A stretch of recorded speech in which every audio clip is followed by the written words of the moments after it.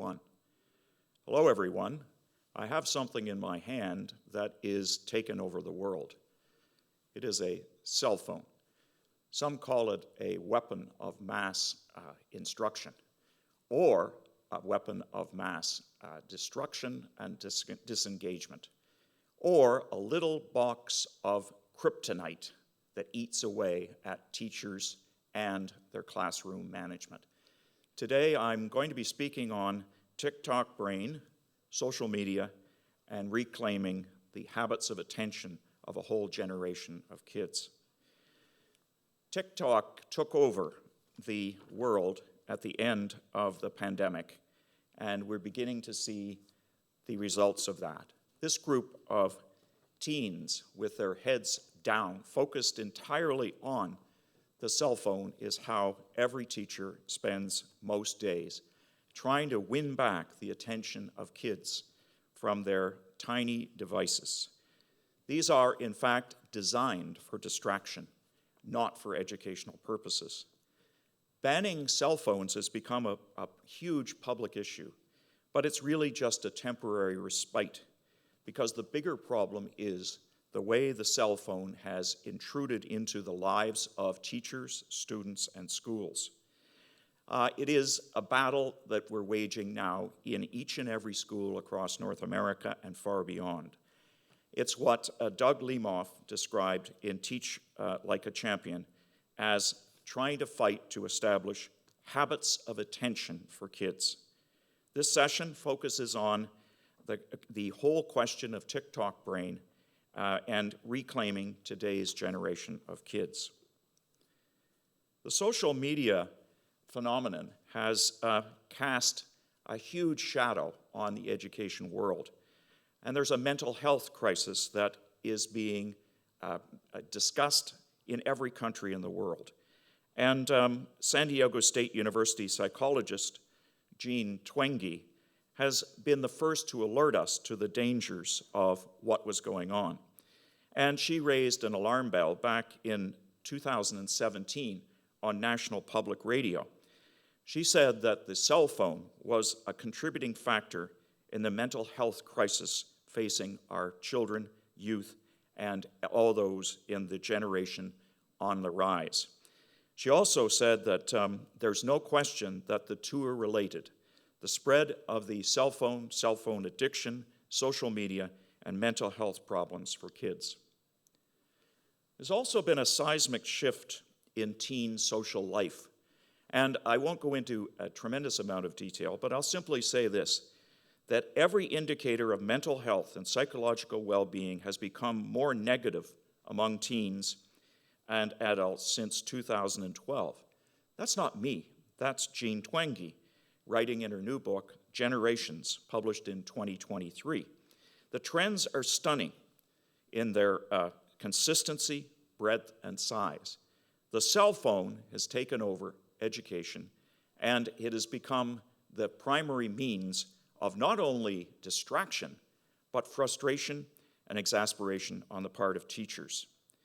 We also see signs of a growing mental health crisis, and it's associated intimately with the smartphone. Do you not find it ironic that the smartphone was supposed to make us smarter, but it's actually made it more difficult to reach kids in the schools? And it all started, of course, with the invention of the iPhone in 2007. It's come to dominate everything. And the impact has been documented by the Pew Research Center and by Jean Twenge and Common Sense Media. Social media was like a nuclear bomb on teen social life. That's not me. That's Chris Said from Princeton, who was a data scientist who described the impact that it's having on our youth. Let's look at the impact of the school shutdowns in Canada. This is a very, very well-known map, and it shows the number of school days lost during a 16-month period at the height of the pandemic in Canada. And from province to province, we see just how much school was missed. And what were kids doing? They were at home, and they were becoming even more absorbed in the world of cyberspace and social media. We see the consequences of it right now. You've read stories, I'm sure, and been aware of the documented cases where mental health professionals and social scientists have said the kids are not all right. And it is connected with the being out of school, being on their own, socially isolated, and finding solace in the machine. It's had the snowball effect. Now we've got a combination of factors, of which cell phone addiction is one of them. But it's by no means exclusive, because we've got chronic student absenteeism. By the definition before the pandemic, about 40% of all kids are chronically absent now. We've had to change the definition to lower the percentage of missed days because we've broken all bounds. What's happened is student absenteeism has become normalized across Canada and the United States. We also have evidence of school violence and regular low-level school disruptions, and every class is interrupted. In fact, the OECD found that the class interruptions are causing a disruptive effect on school climate. And right at the center of it all is these cell phones. And I want to talk a little bit about the condition. Because yes, we now have a clinical condition. It's been identified, tick-tock brain. That's the cell phone absorption and addiction.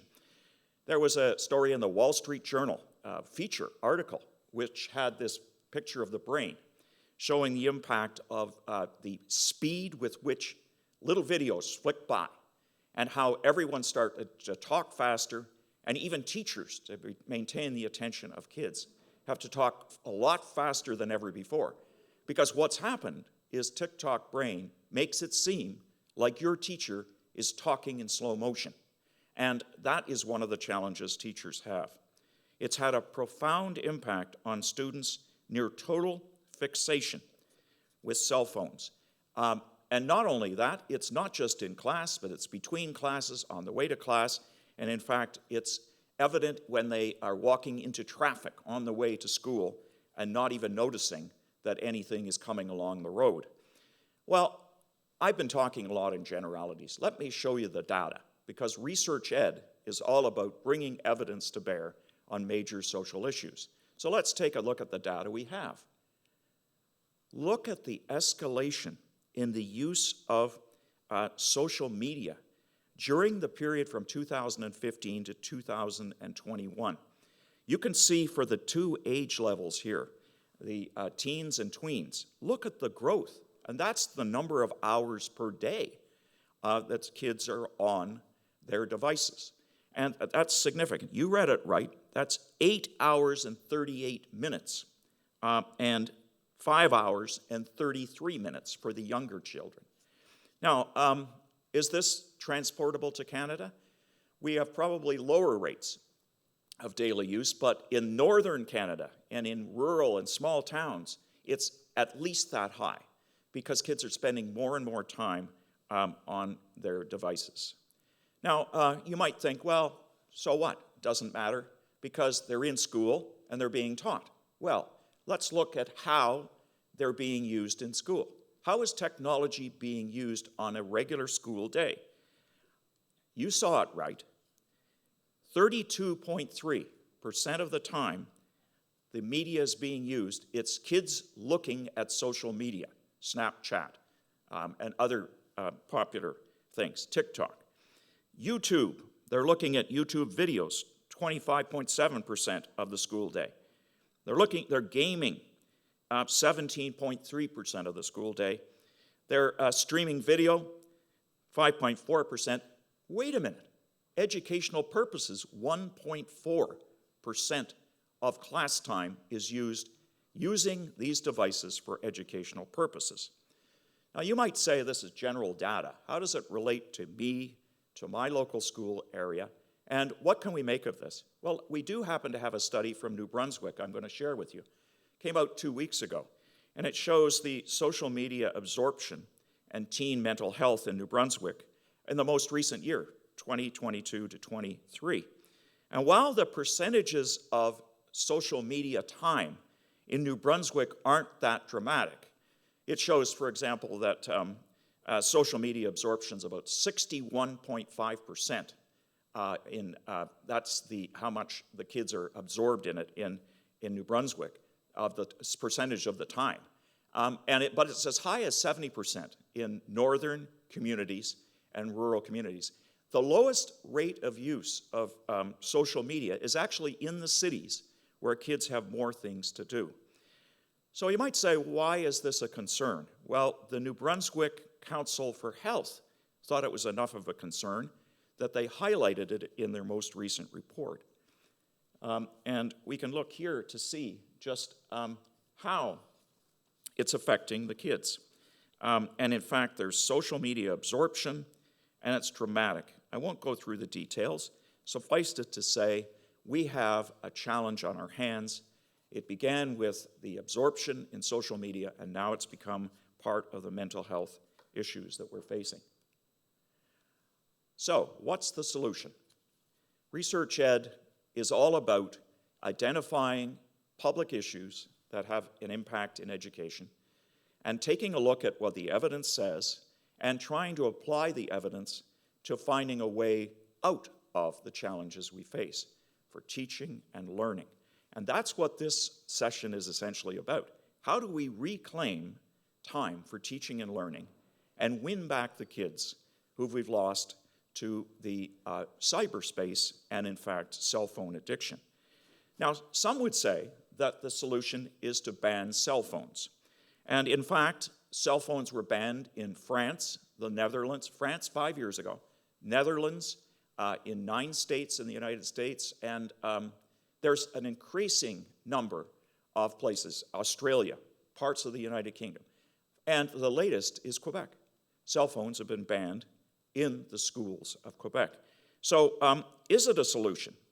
Obviously, the kids are spending too much time on their cell phones, and it's interfering with their teaching and learning. And it certainly has destroyed any concept of concentration and attention. Banning or severely restricting cell phones in classrooms is really just a quick fix. It doesn't really address the problem. You could argue that it's the beginning of addressing the post-pandemic struggle to foster what Teach Like a Champion author Doug Lemoff said was habits of attention, and to win back today's generation of students.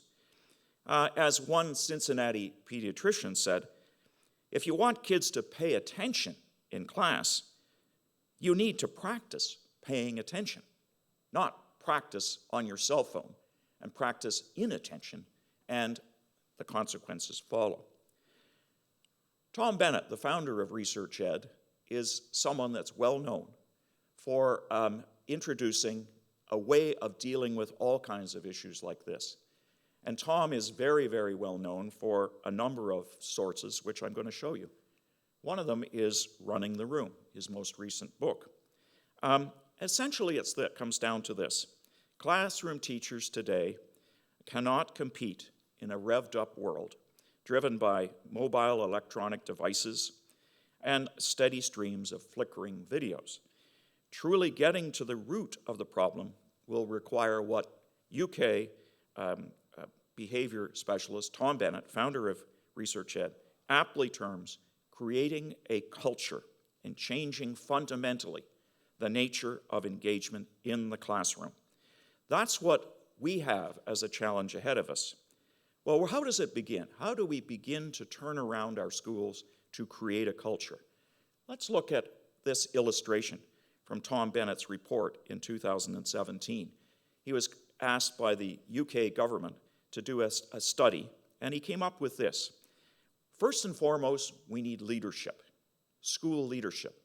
We need to make decisions. We need to essentially establish that effective teaching only occurs when classrooms are calm, when kids know what's expected, and when they are prepared to cooperate.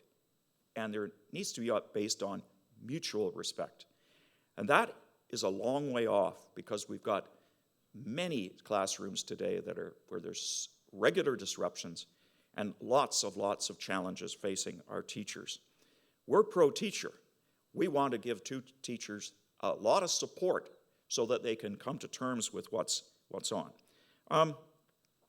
What is first and foremost needed is visible school leadership. Principals and leaders have to be out there visibly demonstrating what it is to be effective, productive, and visible. And that's the kind of school you need to establish. And you can see the ways in which that can happen. And these are the points on the slide of the key components of creating a culture. One thing it doesn't say is we shouldn't be continuing with our current policy, which is called positive behavior supports, because that rewards kids often for misbehaving as opposed to dealing with the issue.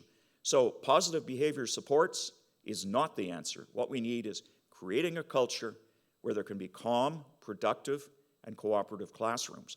It's a bigger issue. It's not a matter of discipline. It's part of the whole school culture. It used to be called an effective school, and what are the characteristics of it? This is not new. It's been around for 30 or 40 years. When you look at trying to reclaim the school first, then reclaim the kids, it's in that order. So Tom Bennett has discussed what are, classroom disruptions, for example, are like kryptonite to teachers.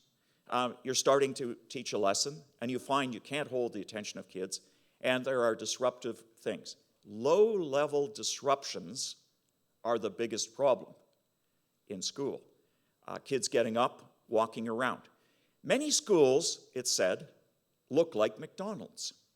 In other words, you can move from table to table, no one says anything, and the assumed, have you heard the phrase, all noise is positive? No, it's not. All noise is not positive. A lot of it's unproductive and disruptive to teaching and learning. So Tom has shown us that there's an iceberg. What you see and what's below the surface are two different things. There's also a critical thing. We need visible leadership, clarity. We also need to communicate clearly what this school stands for and to be explicit about that. So, and in order to carry this out for whole school change, it involves a design of a new model, involves building that new culture, and then sustaining that new culture. And the last part is very important. Nothing really matters if it's not sustainable in education. So what's essentially my message today? My message is this, that social media absorption has taken away from teachers a lot of the authority and the enjoyment of teaching. That mobile phones and cell phone addiction are making it next to impossible to reach students. And I think finally, we need to take a fundamental look at schools and how they run in order to come to grips with this. And I want to show you the research upon which this is based. These are the key sources that I used in putting together this presentation. Why should you listen to me? I think you should listen to the kids, watch what's going on in schools, and take a hard look at whether we don't need to make some fundamental changes. I'd like to say thank you for joining me today. I'm very easy to reach. In fact, some of you know I'm EduChatter on Twitter. But if you would like to contact me, here is the information. I hope to hear from you. Thank you for joining us today. Bye for now.